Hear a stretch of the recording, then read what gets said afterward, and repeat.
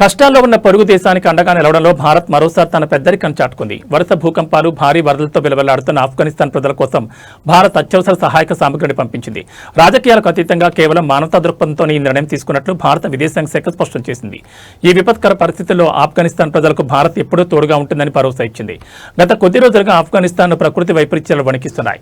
ఒకవైపు ఊహించని భూకంపాలు, మరోవైపు విలయతాండవం చేస్తున్న వరదలతో వేలాది మంది ప్రజలు నిరాశ్రయులయ్యారు.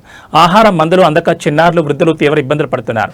కనీస సౌకర్యాలు లేక ఆ దేశం అతలాకుతలమవుతున్న తరుణంలో భారత్ తన సహాయక యంత్రాంగాన్ని రంగంలోకి దింపింది. భారత విదేశాంగ శాఖ పర్యవేక్షణలో భారీ ఎత్తున సహాయక సామగ్రి ఆఫ్ఘనిస్తాన్కు చేరుకుంది. ఇందులో ప్రాణరక్షక మందులు, అత్యవసర వైద్య పరికరాలు, నిత్యావసర వస్తువులతో పాటు టెంట్లు, దుప్పట్లు వంటి ఉన్నాయి. గతంలో కూడా కోవిడ్ సమయంలోనూ ఆహార సంక్షోభం తలెత్తినప్పుడు కూడా భారత్ టన్నుల కొద్దీ గోధుమలను పంపి తన ఉదారతను చాటుకుంది.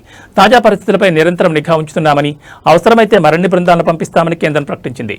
ప్రపంచ దేశాలు వేచి చూస్తున్న తరుణంలో భారత్ స్పందించిన తీరుపై అంతర్జాతీయ స్థాయిలో ప్రశంసలు వ్యక్తమవుతున్నాయి.